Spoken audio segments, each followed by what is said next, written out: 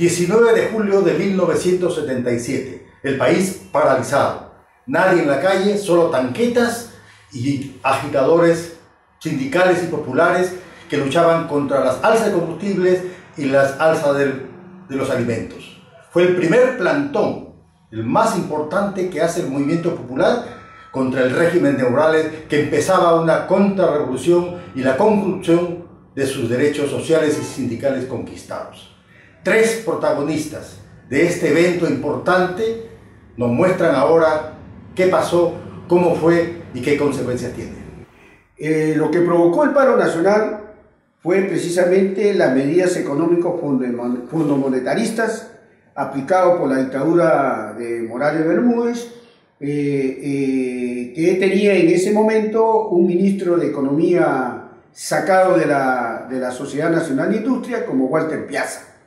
Ese paquetazo de medidas económicas prácticamente golpearon a todos los sectores del pueblo, a los obreros, a los trabajadores en general, en el campo, realmente a los choferes, ¿no?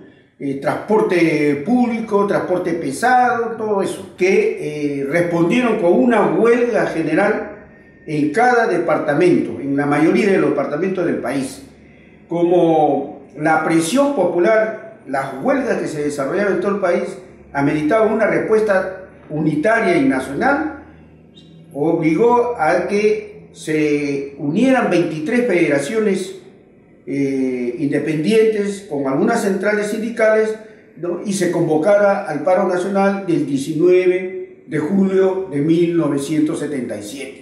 El significado político, diríamos, que era una medida que protestaba ya contra una dictadura, que protestaba ya contra un modelo económico que se estaba aplicando, que en ese momento no sabíamos todavía que era un modelo neoliberal, pero sí era un modelo que respondía a la directiva del Fondo Monetario Internacional que ya venía aplicándose en toda América Latina.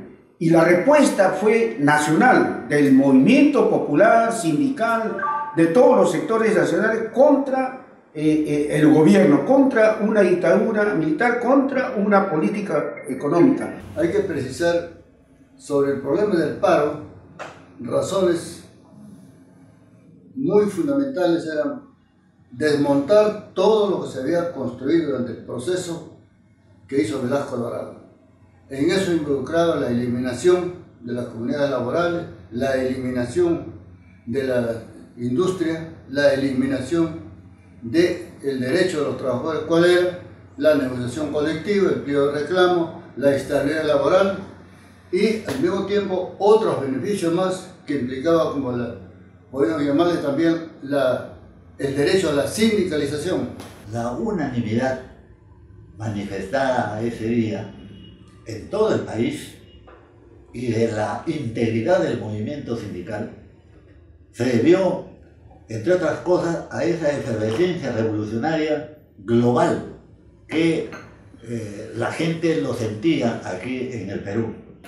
Y a esto se le añade la traición de Morales Bermúdez, que quedó claro luego de 2 años cómo este gobierno venía desmontando ya toda la estructura económica y política que había hecho el general Velasco Alvarado. La gente entonces expresó su indignación de ese modo. En el subconsciente colectivo estaba esa indignación y el momento fue oportuno. Por eso quienes convocaron al paro lo hicieron, supieron calcular que era el momento oportuno para esa movilización social. Es por eso que durante el paro en las calles de Lima solo se veían tanquetas. Toda la gente estaba congregándose en la Plaza 2 de Mayo. Y por lo tanto la Plaza 2 de Mayo se convirtió algo así como la Plaza Roja de Lima, celebrando el éxito del paro. Y también celebrando la palidez del gobierno de Morales Bermúdez. La convocatoria del paro se organiza a través de las organizaciones sindicales ya constituidas. Una de ellas podemos poner como ejemplo la Federación Metalúrgica del Perú, la Federación de Vidrio, la Federación de Luz y Fuerza y otras organizaciones más que no se me viene a la memoria en este momento, pero fue muy representativa ese paro, donde el cual se discutió el tema, qué hacer. Y entonces la solución era que se planteaba, primero formar el movimiento que organizara y decretara el paro, pero por supuesto la insistencia también de tener que esté presente la CGTP, porque estos eran más que nada como unas organizaciones que había en la teoría cierta contradicción con la dirección de la CGTP. Yo estaba acompañando a un fotógrafo, yo era dirigente metalúrgico de Chrysler, y comenzamos a ver al local del partido aprista en la avenida Alfonso Ugarte, y vimos que habían puesto una banderola a eso de las 8 de la mañana, no al paro, gigantesca la banderola, no al paro. Pero a las 11 de la mañana volvimos a pasar por ahí y encontramos ¡viva el paro! Ese es el comportamiento del oportunismo que ya nos tiene acostumbrados el partido aprista luego de su alianza con Morales Bermúdez, porque no olviden que el hijo de Morales Bermúdez fue algo así como el príncipe de Gales. Yo diría de que más que conquista tenía derechos consagrados en la que, como resultado de la lucha sindical y la centralización del movimiento sindical en la década del 60 y con la política laboral, ¿no? La política social del gobierno de Velasco Alvarado se habían logrado en esos 9 años anteriores del 77, ¿no? Del 68 prácticamente hasta el 76. Entonces había estabilidad laboral, como el decreto ley 18471, que era una ley de estabilidad laboral que establecía causales, o sea, nadie podía ser despedido si es que no cometía una causal de despedida, ¿no? Entonces, prácticamente había la comunidad industrial, una conquista de los trabajadores, la propiedad social, otra conquista para los trabajadores que se había prácticamente conseguido, logrado con la política del gobierno de Velasco Alvarado,